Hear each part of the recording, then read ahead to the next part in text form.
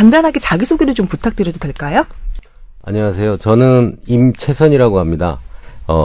외과 전문의를 하고 한의사 공부까지 한 우리나라에서 시험을 가장 많이 친 의사라고 할 수 있겠죠. 예, 그래서 의학 쪽에 협진 진료를 하고 있는 임채선이라고 합니다. 한양방 협진 진료의 기수 되시겠습니다. 제가 사전에 살짝 취재를 했는데 이런 분이 우리나라 전국에 300명 정도 계시고 전문의를 가지고 계신 분들만으로 축소하면 9명밖에 안 되는 아주 희귀한 케이스 중에 한 분이신 거예요. 네, 그렇죠. 그리고 외과 계열이 계열의 전문의가 한의사까지 하는 경우는 거의 유일하지 않나요? 한 명 더 있는. 조금 전에 제가 말씀을 미리 드렸지만 외과 전문의이시자 한의사신 거예요. 그러면 지금 개원을 어떻게 하고 계신 건가요? 두 개 다 했습니다. 그러면 뭐라고 적어놔요? 간판에? 너무 길죠. 긴데 뭐 성호를 밝힐 수는 없지만 땡땡 의원, 한의원 두 가지 이름이 다 붙어 있습니다. 의원, 한의원. 그러면 사람들은 보기에 저 사람이 부부인데 한 사람은 한의사고 한 사람은 무슨 전문인가 보다 이렇게 하고 들어오지 않을까요? 개념 없습니다. 그냥 이게 병원이구나라고 생각을 하고 오고 온 사람들이 여기 한의 진료도 하네? 의사 진료도 하네? 처음에는 어색해하다가 이제 한 번, 두 번 오신 분들이 두 가지 치료를 동시에 받고 가는 형태가 많이 발생하고 있습니다. 의료 소비자 입장에서는 상당히 신뢰가 가거든요. 그런데 왜 이런 분들이 많지 않을까? 물론 공부가 지난하고 어려우니까 그런 것도 있겠지만, 제가 이 방송 녹음 시작하기 전에 살짝 여쭤봤는데, 이게 헌법으로 막혀 있었대요. 한 사람이 동시에 한의원과 의원을 개원을 하는 게 맞습니까? 네, 그렇게 돼 있다가 2009년에 저희가 복수면허자 되신 선생님들이 헌법 소원을 하셔서 이겼어요. 이게 두 가지 공부를 다 했는데 어떻게 하나만 개설하라는 법이 말이 되지가 않지 않습니까? 그래서 헌법소원에서 이겨서 두 가지를 다 개원하게 된 게 2013년인가로 알고 있습니다. 자, 우리 새로 영입한 member 임채선 선생님, 여러분들 많은 사랑 부탁드리고요. 또 여러분의 사랑으로 무럭무럭 또 여기서 자리를 잡으실 거다, 자라나실 거다, 이게 믿습니다. 자, 저희 뽀얀거탑 여러분의 건강 상담 해드리고 있고요. 그리고 가장 핫한 의료계 이슈 우리 이 삼각편대로 한번 좀 얘기를 나눠보는 그런 순서로, 그렇게 크게 두 가지 순서로 진행이 되고 있습니다. 저희 이전 회차에서 건강상담 안 해드려서 그런지 몰라도 상담 관련한 메일이 훅 줄었어요. 다시 한번 저희가 메일 계정 주소 알려드립니다. tower@sbs.co.kr 뽀얀 거 탑이니까 타워 썼습니다. 타워 @sbs.co.kr 이렇게 메일 계정 열어놓고 있습니다. 그냥 팟빵이든지 아이튠즈든지 댓글로 자신의 건강 상담을 하기는 살짝 부담스러우실 수 있으니까 그리고 저희 익명 처리 확실하게 해드리고 있거든요. 그러니까 메일 많이 이용해 주시면 될 것 같아요. 자, 저희 보내주신 메일 중에 몇 개를 소화를 해드리고 그리고 오늘의 본격 주제로 넘어가도록 하겠습니다. 먼저 이분 먼저 해드릴게요. 대구 살고 계시는 72년생 44살 남성분입니다. 익명 처리 부탁하셨고요. 저희가 틀림없이 해드립니다. 이분이 메일을 보낸 이유는 당뇨병 때문이신데요. 간단한 정보를 드리자면 키 170 그리고 당뇨병 진단을 받았을 때는 몇 년 전이고 88kg, 약간 과체중이시죠. 그런데 이분이 운동 열심히 하고 식이요법 열심히 하셔서 체중을 75kg까지 10kg 넘게 줄이신 겁니다. 고지혈증도 많이 괜찮아지고 그다음에 허리 둘레도 38인치에서 32인치로 많이 줄였고 여러 가지로 노력을 하셔서 본인이 건강해지신 걸 느낀 거예요. 그래서 이제 당뇨 수치도 정상으로 돌아왔고 당화 혈색소 수치 검사도 정상으로 2번 연속으로 연거푸 이제 그게 측정이 된 겁니다. 당뇨 약도 용량을 점점 줄이고 있고 석 달 전부터 다이아백스 250mg 복용 중이시라고 하셨군요. 그런데 이분이 이제 궁금한 건 이거예요. 당뇨약을 좀 한번 끊어보면 안 되겠느냐. 이제 의사 선생님께서는 그래도 끊으면 수치가 좀 올라가고 그럴 텐데 암 예방 효과 계속 그것도 있는데 좀 계속 복용하는 게 어떻겠느냐 이렇게 또 말씀을 해주셨대요. 근데 본인이 워낙에 자기 관리를 잘 하시는 거예요. 성공적으로 이뤄내신 거예요. 그래서 그러니까 계속 약을 먹어야 되나 당뇨약을 이런 마음이 드시는 거죠. 어떻게 생각하시는지 두 분 말씀 좀 듣겠습니다. 우리 당뇨가 정상 수치가 됐을 때는 약을 끊어볼 수 있습니다. 근데 이 지금 환자분이 문의했던 그 부분 중에 의사 선생님이 암 예방 효과가 있으니까 당뇨약을 더 먹어보자 라고 얘기하는 말 자체는 좀 잘못된 것 같아요. 그래요? 왜요? 왜냐하면 이 항암 예방 효과가 있다는 그런 연구 결과가 있긴 있어요. 근데 그게 다른 항암제, 둑소루빗이라는 항암제라든지 이런 것들을 같이 복용했을 때 효과가 있는 거예요. 그냥 이 메포민 계통의 약을 먹어서 암이 예방이 된다라고 얘기한 건 아직 임상경과에 나온 게 아닌데 그런 계통을 얘기를 해서 약을 더 먹게 했다는 그런 조언 자체가 조금 잘못된 것 같고 제 생각에는 이미 정상으로 돌아왔으면 약을 끊어보고 조금 더 노력해서 정상화되게 약을 끊고 유지를 해보는 게 더 좋은 방법 같습니다. 당뇨병이 아주 대표적인 난치병이잖아요.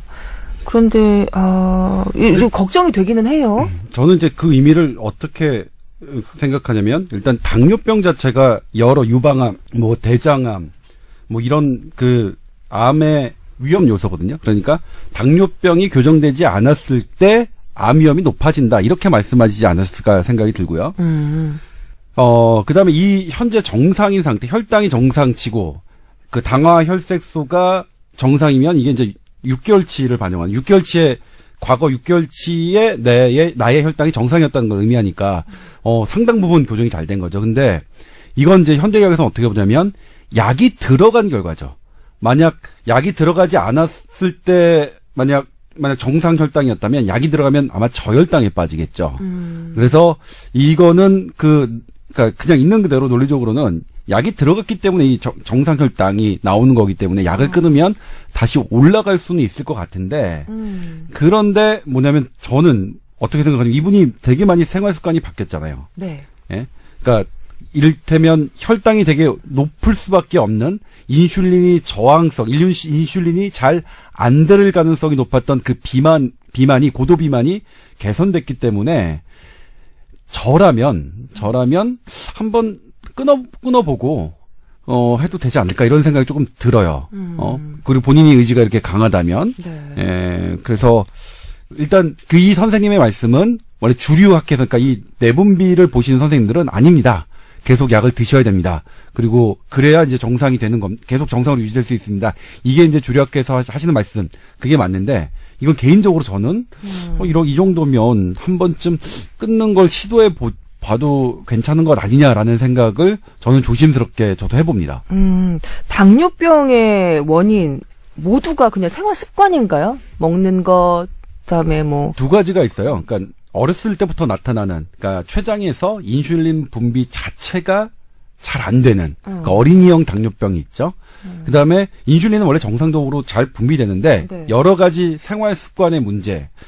그다음에 그 인슐린이 또 잘 나오긴 하는데 잘 그 활동을 잘 못하는 것. 그런 이제 그런 걸 이형 당뇨병이라고 하는데 조금 달라요. 그러니까 어렸을 때부터 선천적인 당뇨병이 있고 그러니까 조금 생활 습관과 관련된 근데 그 당뇨병이 있는데 생활 습관과 관련된 당뇨병도 약간의 유전적인 성향이 있는 거 아니냐.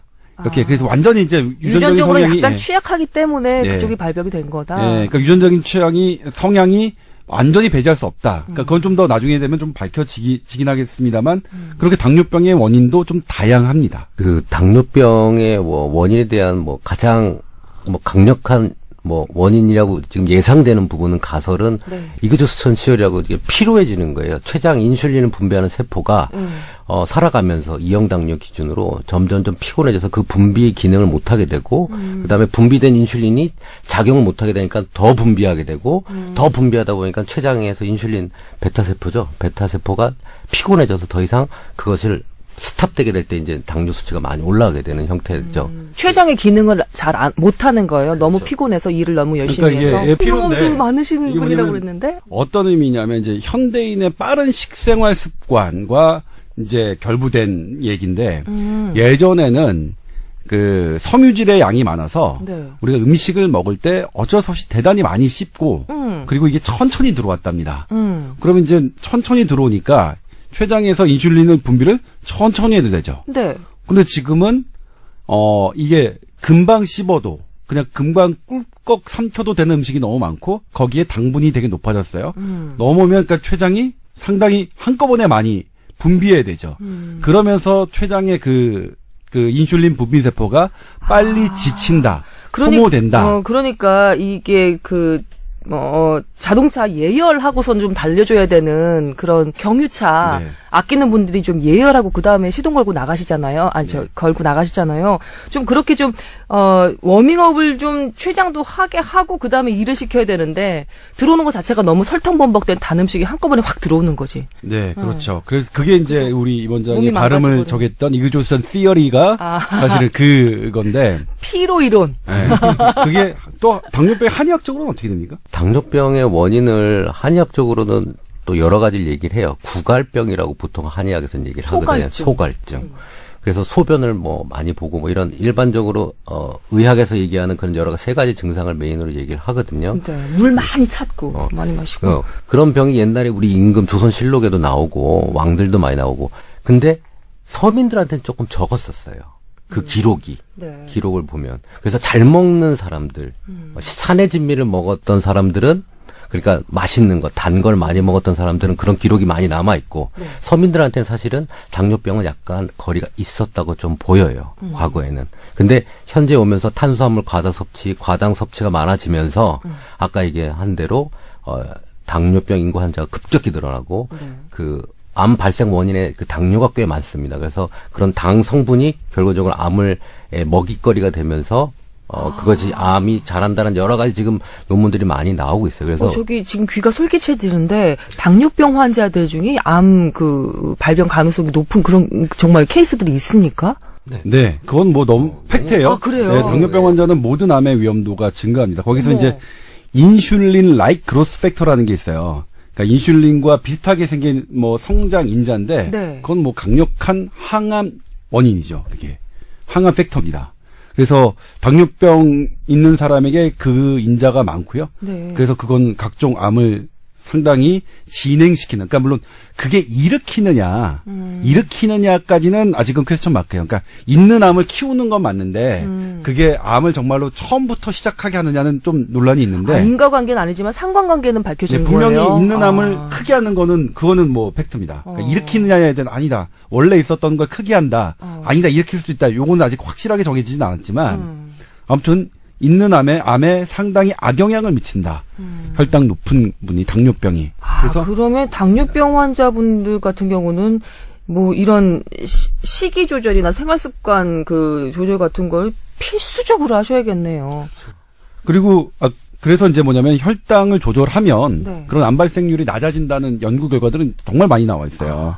그래서 이제 아까 이 선생님이 말씀하셨던 이게 암 발생률이 낮아진다는 거는 혈당을 낮추면 내가 병 증세를 개선시키면 암 위험이 낮아진다. 이 말씀이겠죠. 그러면 만약에 임채선 선생님 당뇨 환자들이 이런 당뇨 수치 떨어지는 약을 이제 그냥 일반 병원에서 처방받아서 먹고 한의원으로 와서 뭔가 좀 몸을 그쪽으로 좀 더 좋게 만들기 위해서, 보하기 위해서 한약을 찾는 분들, 그리고 그런 분들은 안 계실까요? 꽤 있어요. 우선은 조절이 안 되는, 인슐린으로 조절이 좀 안 되는 분들도 가끔 오시고요. 그 다음에 가장 많이 오는 거는 저혈당에 자주 빠지는 분들이에요. 그러니까, 당 조절을 조금, 아주, 정밀하게 하다 보니까 조금 엄격하게, 스트릭트하게 하다 보면 혈당 조절을 하다 보면 자꾸 저혈당에 빠져서 보통 당뇨 환자들이 한의원에 많이 오는 사람들은 저혈당에 자꾸 빠져가지고 이게 본인이 저혈당인지 몰라요. 네. 왜 기력이 없어요, 식은땀이 나요라고 하는데 보면 저혈당이 증상이에요. 저혈당이에요. 그럴 때는 저는 약간 당뇨약을 줄이게끔 얘기를 하고요. 네. 약간 단 걸 먹거나 규칙적으로 습관을 해서 당 보충할 수 있도록 해주고요. 그래도 안 되면 그때는 보약 형태에서 기운 나는 형태로 약을 쓰기도 하지만 기본적으로는 당뇨 환자가 한의원에 올 때는 저혈당 환자가 많이 온다. 그러면 당 조절을 좀 잘하고 음식 섭취를 조금 균일하게 해야 된다라고 설명을 많이 해서 보내드리죠. 내가 지금 저혈당에 대해서 좀 드릴 말씀이 있는데 제가 이제 제 뉴스 SBS 뉴스를 통해서는 건강 라이프라는 코너를 통해서는 보도해드린 적이 있습니다만 과거 한 30-40년 동안 지금 말씀드린 대로 당뇨병 자체가 상당히 치매 위험도도 높이고 암 위험도도 높여서 엄격하게 혈당을 관리해왔습니다. 근데 엄격하게 관리하다 보면 가끔 저혈당에 빠지는 경우가 있죠. 네. 저혈당의 증세는 대부 3에 잘 나옵니다. 표현이. 어떤 장면이죠? 알파치노 대부가 교황님을 찾아갑니다. 교황님을 찾아가서 면담을 하는 와중에 저혈당에 빠져요. 그래서 막 식은땀 흘리고 발버둥을 떨어서 그 교황님께 말씀드려 저 쿠키나 과일 주스 달라고 그래서 그 다른 신부님이 쿠키와 과일 주스를 주니까 그걸 먹은 다음에 다시 이제 원상태로 회복되는 건데 상당한 위기입니다. 저혈당이 지속되면 목숨까지 위험하니까요. 그래서 저혈당 쇼크라는 거 있습니다. 쓰러져서 정말 위중하게 될 수 있는데 네.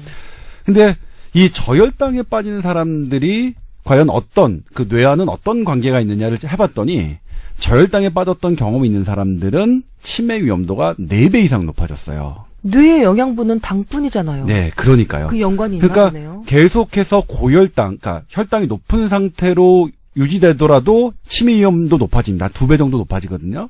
근데 저혈당에 빠지면 그것보다 더 뇌에는 치명적이라는 거죠. 그러니까 이게 지금 우리 현대의학이 새롭게 알아낸 거예요. 그러니까 혈당을 낮추는 것도 되게 중요한데 네. 저혈당에 빠지지 않는 것도 진짜 중요하다.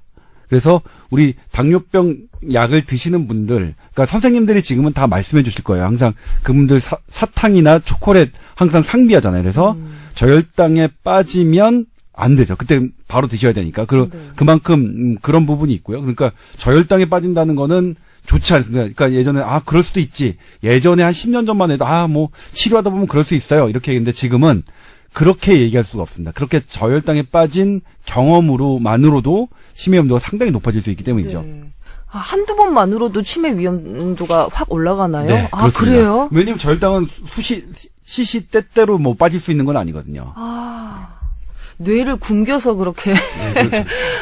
그렇군요. 이거 여쭤볼게요. 이게 당뇨병이라고 확진을 받은 사람들은 아닐지언정, 순간적으로 이렇게 나 당 떨어졌어 이러면서 막 짜증내고 손 떨린다고 하고 뭐라도 하나 단 걸 좀 먹어줘야 기분이 좋아지고 그다음 일상을 이렇게 좀 살 수 있다는 사람들이 흔하거든요. 제 주변에도 많고 고백하자면 저도 그래요. 저도 이렇게 배가 많이 고프거나 뭘 잘 못 먹고 계속해서 생방이 이렇게 쭉 이어지거나 녹음이 이어지거나 그래서 오후까지 뭘 못 먹으면 손도 살짝 떨리는 것 같고 그런 느낌이 있거든요. 이런 거는 당뇨병 증세일까요? 저혈당 증세일까요?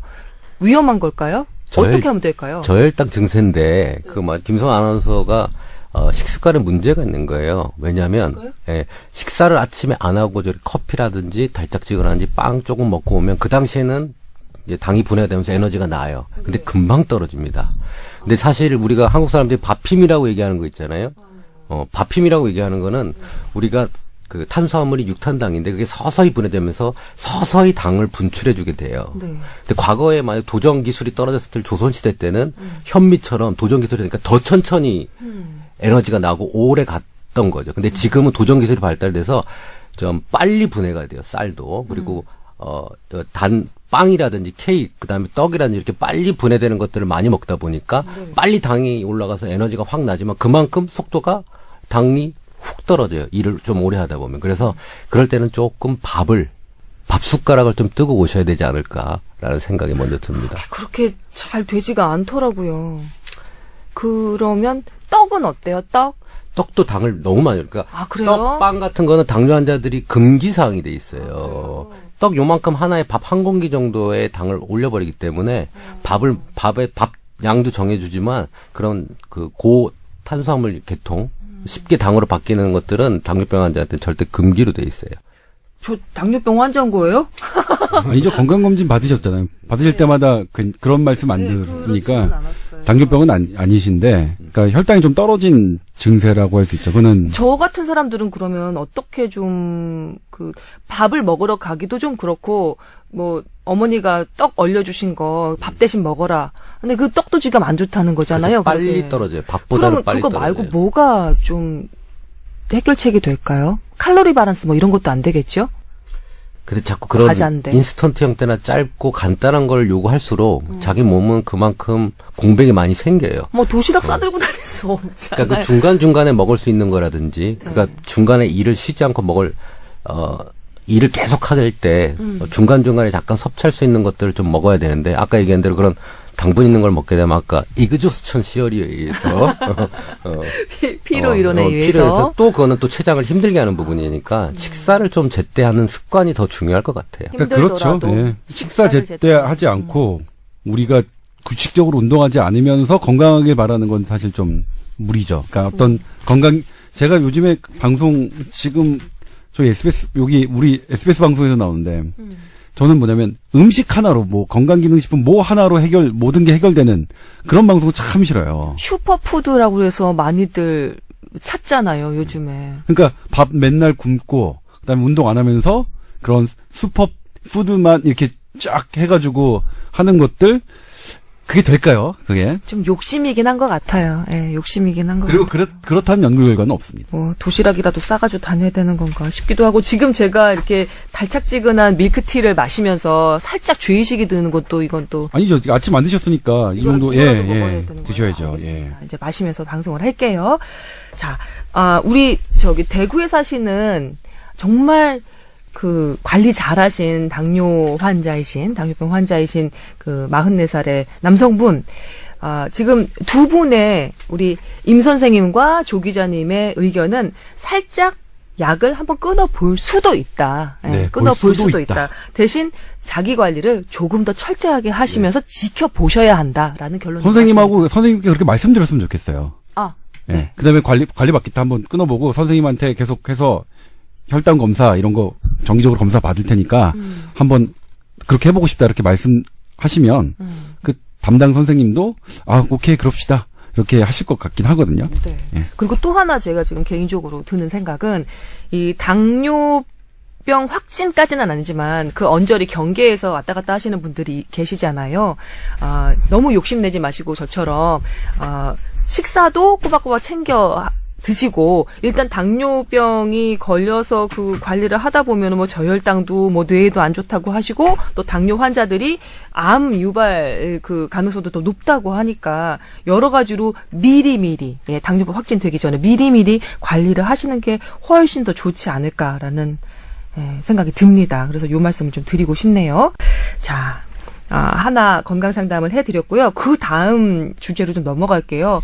이분은 교모세포종, 교모세포종에 대해서 궁금하다고 적어주셨습니다. 이분이 본인이 교모세포종에 걸리신 건 아니고요. 아는 분이, 그러니까 지인이 지난해에 뇌암 4등급 교모세포종 진단을 받고 또 수술도 하고 그 이후로는 마치 정상처럼 아주 잘 지내셨는데, 정기 검진 받으러 갔다가 재발 판정을 받으셨답니다. 그래서 다음 주에 또 수술을 해야 한다고 걱정이 많이 된다고 하셨습니다. 원래 교모세포종이 이렇게 재발이 잘 되는 건지, 수술이 잘 됐다고 하는데 왜 이렇게 또 재발이 된 건지, 그분이 여자분이고 아직 젊으시고 78년생 젊으시고 나이 어린 아이가 3명이나 있고, 그래서 막내가 아직 3살도 안 된 꼬맹이고 너무 가슴이 아프다고 그렇게 적어주셨습니다. 제가 전문 분야가 이 신경외과가 아니기 때문에 뭐 이 재발률이라든지 이런 거에 대해서는 저도 정보가 없고 지식이 없습니다. 근데 이 뇌종양 판정을 받은 분들이 재발이 되는 경우가 꽤 있어요. 그러면 보통 재발이 된 경우에는 수술이 어려운 경우가 많아서 그 다음에는 보통 이 종양이 자라게 되면 그 뇌압이 올라가서 뭐 구토라든지 이런 그 일반적인 뇌종양 증상들이 나오게 되거든요.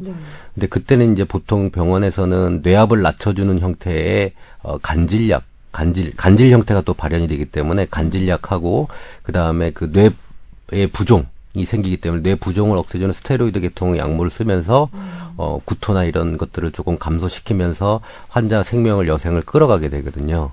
그래서 이제 보통 제가 보는 환자들은 그런 말기 환자들을 조금 많이 보게 됩니다. 그래서 이걸 재수술 여부는 아마 병원에서 결정을 하실 거예요. 만약에 재발 부위가 국소적이고 수술이 가능한 위치라면 다시 한번 수술하는 게 한 가지 방법일 것 같고요. 네. 그다음에 이 수술이 안 된다고 판단됐을 때는 좀 다른 방법을 쓰게 되는데 이게 뇌라는 구조가 신이 너무 잘 만들어놔가지고 약물이 침투를 잘 못하게 해놨어요. 뇌는 아까 얘기한 당이라든지 이렇게 중요한 것만 가게끔 만들어 놓고 외부에 어떤 들어오는 독성 물질을 방어하기 위해서 아주 강력한 막을 가지고 있거든요. 그러면 독성 물질만 막는 게 아니라 약도 못 들어가는 막아요. 거예요. 그래서 이 뇌종양의 항암 치료에 어떤 쓸 수 있는 약들이 많이 제한돼 있는 거예요. 다른 암에 비해서. 살짝 뇌 두개골에 구멍을 뚫고 이렇게 넣는 방법은 그런 여러 가지 방법들이 있겠지만 세포를 죽이기에는 좀 어려운 판단들이 많아서 이 뇌 자체의 항암 효과가 많이 조금 다른 암에 비해서 좀 떨어진다고 봐야 됩니다. 그렇기 때문에 우선 수술할 수 있으면 빨리 수술을 해서 억제를 해놓고 네. 그다음에 항암 치료 중에 효과 있는 걸 선택을 하고 그다음에 뭐 생활 습관 중에도 암에 좀 예방될 수 있는 여러 가지 약제들을 그 사람한테 맞는 걸 선택을 해서 네. 건강기능식품이라든지 뭐 이런 우리 한방적으로 얘기하는 것들이 있어요. 뇌의 혈류를 증가시켜주고 뭐 이런 것들이 있기 때문에 이제 그런 것들을 해서 추가적으로 좀 치료 효과를 높여보는 것도 한 가지 방법일 것 같다는 생각이 듭니다. 그냥 일반인이 생각하기에 암은 좀 나이가 드신 분들이 이제 좀 조심해야 하고 실제로도 이렇게 노인층에서 발병률, 유병률이 더 높다고 알고 있거든요. 근데 이분 같은 경우는 상당히 젊은 분이고 그런데 왜 이렇게 보통 영화 같은 데서도 보면 뇌 관련한 암일 경우 젊은 분들 환자가 많이 그려지더라고요. 맞습니다. 예. 이게 맞아요? 지금 제가 느낌으로 가지고 있었던 게 이게 맞나요? 네, 맞아요. 이 뇌종양 발병률을 보면 조금 다른 암에 비해서 우리가 위암이라든지 우리 소화기 계통이라든지 오장육부라고 하는 암은 나이가 들어가면서 많이 생겨요. 네, 그렇죠. 근데 뇌종양은 그런 암들에 비해서 조금 그 발병 시기가 네. 조금 당겨져 있어요. 그래서 영화 소재로 많이 쓰이죠. 젊게 살아가다가 갑자기 뇌종양 판정을 받고 드라마 소재에 많이 쓰이잖아요. 그러니까 예. 더 안타까운 느낌을 주니까 더 그런지 모르겠는데 그렇군요. 그래서 이분도 아이고 이 애기들은 어떡하나. 그저께 저희 지인 딸이 또 뇌종양으로 판명이 돼서 이제 서울대학교 병원 진료를 보러 갔어요. 몇 살이신데요? 3살입니다. 잠깐만 걸린 환자가 환자가 3살이에요? 3살이에요. 어떡하냐.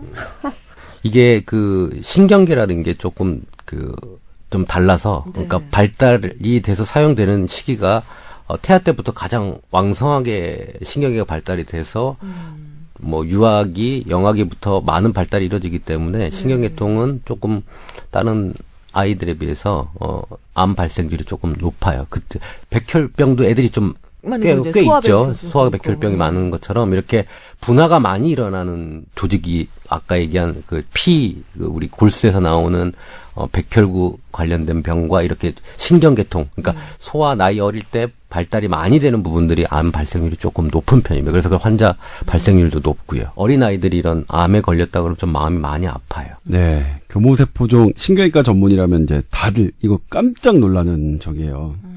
그러니까 이 교모세포종에 저희가 완치라는 단어는 못 붙입니다.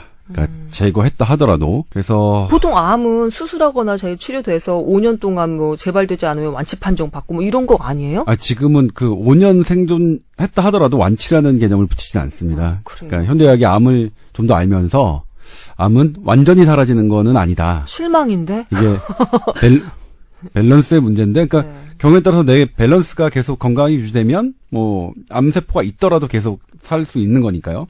근데 이제 교모세포종은 경계가 되게 잡기가 어려워요. 이게 미세침윤이 돼요, 뇌에서. 미세침윤이 뭔가? 그러니까 이게 작은 암 조직이 그러니까 아주 곳곳에 퍼져 있는 거죠. 그래서 덩어리를 드러내기도 어렵게. 덩어리를 우리가 떼어놨다 하더라도 완벽하게 암세포를 제거했다라고 얘기하기는 어려운 겁니다. 아유, 그래도 좀 나왔으면 좋겠는데 드물긴 하지만 확률이 높지는 않지만 낫는 경우도 있습니다. 낫는 경우도 있어서 이분 같은 경우 뇌암 4등급 교모세포종 진단 그랬는데 교모세포종도 뭐 2등급, 3등급 뭐 이렇게 있나요? 아니면 교모세포종이면 모조리 다 4등급인가요? 뇌암 4등급인가요? 제가 이 뇌암의 등급은 잘 모르겠어요. 저희는 이제 그 교과서에서는 1등급, 2등급, 3등급, 4등급으로 나누지는 않는데 네. 아마 뇌암 중에서 이거 잘 모르겠습니다. 등급 혹시 아나요? 저도 등급이 등급은 아니라 저는 처음 봤는데 진단서를 쓸 때 4등급 이런 등급은 쓰지는 않거든요. 4기 뭐 이렇게 얘기할 수도 있고. 그래요? 예, 아, 근데 4기를 등급으로 표시를 한 건가? 뭐 그렇게 하실 수는 있겠네요. 예. 근데 이제 교모세포종이 이제 예전에 나왔었죠. 커피를 하루에 5잔 이상 마시면 이 교모세포종이 예방 효과가 있다. 그게 이제 주실험에서 밝혀졌다. 그런 보도가 나온 적이 있었는데, 그런 연구 결과가 있었는데, 네. 저는 그거를 보고서 그다음부터 하루에 5잔 이상 그걸 마셨어요. 그래서 지금도 드시고 예. 계시네요. 그러니까 커피를 많이 마시면 그거가 갖고는 악영향이 분명히 있습니다. 수면장애도 그렇죠. 있고, 네. 예, 이게 뜨겁기 때문에 식도암 위험도 높아질 수 있고요. 여러 가지 문제점이 있지만 그럼에도 불구하고 나는 이 교모세포종을 예방할 수 있으면 난 마시겠어. 그러니까 너무 두려운 암인 거예요, 이게 사실. 그래서 그러니까 뭐라고 딱히 긍정적인 말씀을 드리기는 어렵고. 그리고 이거는 수술과 재발 이런 것들이 반복되는 거가 흔한 그런 건데 드물게는 낫는 분도 있으니까 꼭 이 애가 낫는 그런 드문 경우에 속했으면 좋겠습니다. 네, 아직 엄마 손이 너무 필요한 아기들이 3명이나 있는 엄마거든요. 7, 8년생 그러니까요. 엄마인데 좋은 일이 있었으면 좋겠습니다. 이게 뇌신경 전공의도 공포스러울 만큼 그래서 커피를 하루에 5잔씩 마시게 만들 만큼 힘든 병이면 틀림없는 것 네. 같습니다. 3살인 아기가 있다는 거고 환자분은 78년생이시군요. 그런데 이 엄마 아이고, 꼭 어떡하냐. 엄마 힘으로 나으시기 바라겠습니다. 예. 근데 이거 원래 임채선 원장님의 아버님이 상당히 좀 되게 유명한 한의사세요. 그래서 제가 말기 이제 뇌종양 환자들을 가끔 보거든요. 근데 이제 병원에서 어쩔 수 없는 상태에서 와요. 그럼 보통 병원에서 손 놓고 난 다음에 와요. 아버님 보통. 찾아오시는 네. 거예요, 한의사를. 근데 아버님 같은 경우에도 병원에서 현대 이야기 할 수 있는 것들은 먼저 해보시라고 권유해서, 그러니까 병원에서 다 현대 이야기 할 수 있는 거 다 하고 그다음에 그 병원에서 이제 더 이상은 안 될 것 같습니다 하는 환자들을 그냥 봐주시는 거죠. 그런데 그 봐주시는 환자 중에 저도 깜짝 놀라게 낫는 분이 있더라고요. 물론 이제 이거를 과학적으로 보면 그 환자분이 스스로 나은 건지 아니면 이제 아버님이 치료해 주셔서 나은 건지는 좀 더 이렇게 검증이 들어가야긴 하겠지만 그래서 이제 그런 케이스도 있다. 그러니까 병원이 포기한 사람들조차 낫는 경우가 드물게는 있더라. 네, 그래서 조금 전에 우리 임 선생님께서 한의학적인 그 치료로 뇌 혈류를 좋게 만들어주는 약을 지어서 복용을 시킨다든지 그런 케이스가 있다고 말씀을 하셨는데 아마도 아버님 관련한 그 예화에서 나온 얘기가 아닌가 싶습니다. 제가 이제 의대를 졸업했다 보니까 이걸 팔로우를 해서 환자 추적 관찰을 해요, 제가. 이게 어떻게 살아가고 도대체 어떻게 뇌 종양의 변화가 오는지를 계속 병원에 보내서 사진을 찍게 하고 그 데이터를 계속 모으고 있거든요. 네. 교모세포종 환자를 제가 한 명 본 적이 있어요. 4기 환자인데 네. 스테로이드 복용을 너무 많이 해서 온몸에 여드름이고 버팔로 험프에 스테로이드 부작용을 잔뜩 안고 있었어요. 온몸에 여드름이에요. 근데 그 사람이 그걸 먹는 건 이제 구토가 너무 심하고 자꾸 간질성으로 쓰러지기 때문에 그걸 먹고 있는데 우선은 그걸 없애는 치료를 하고 나서 계속 한약 치료를 하고 나서 궁금했어요. 이 사람의 뇌는 도대체 어떻게 돼 있을까? 암세포가 죽었을까? 크기는 줄었을까? 그래서 3년간 팔로우업을 했어요. 원래 3개월 시한부 인생을 받고 왔어요. 3개월 못 넘긴다고 얘기를 했는데 3년을 살면서 저렇게 지켜보니까 뇌 종양 일부 조직은 괴사 부분이 나와요. 치료가 된 거라고 할 수도 있고 하여튼 뇌종양의 더 일부는 이상 진행은 안 하는 상태로? 아니에요. 다른 부분은 또 암세포가 좀 더 커졌어요. 그러니까 전체 질량은 한 10% 정도 감소된 것 같아요. 전체 질량은 감소됐지만 괴사된 부분도 있고 더 자란 부분도 있고. 근데 그런 부분들이 당연히 중추신경계 중에 어떤 활동하는 거에 침윤을 받지 않아서 정상 생활을 하거든요. 근데 그거는 사실 암이 고쳤다고는 얘기는 안 하고 암하고 같이 동행해서 가는 거죠. 근데 어느 정도 그 정도 수준까지 이제 진행이 된 거 3년 팔로우업을 하다가 이제 팔로우업 로스가 됐어요. 그러니까 이게 한약하고서 이런 치료 비용이 꽤 많이 좀 들잖아요, 보통 어느 정도. 그러다 보니까 경제적 부담 때문에 이제 팔로우업이 됐는데 1년 반 뒤에 저희가 보호자한테 연락을 했어요. 제가 너무 궁금해서. 근데 돌아가셨더라고요. 그러니까 이 치료를 더 받았으면 어땠을까? 우리가 하는 치료를 좀 더 받았으면 어땠을까라는 생각도 들고. 근데 이렇게 희귀병이다 보니까 이 보편화돼 있지가 않아요, 치료법이. 그래서 그 단가라든지 치료법이 가격이 싸야 많은 사람이 받을 수 있잖아요. 근데 그걸 못한 부분도 있지만, 이렇게 유지할 수 있는 방법도 있겠구나라는 생각은 사실 좀 하고 있는 상황이지만, 이게 케이스가 많지 않다 보니까, 된다, 안 된다라고 말을 할 수는 없을 것 같아요. 네. 그렇군요. 이 교모세포종 관련한 여러 가지 이야기들 들어봤습니다. 저희가 이것으로 뽀양어탑 건강상담 부분은 좀 맞춰야 될 것 같고요.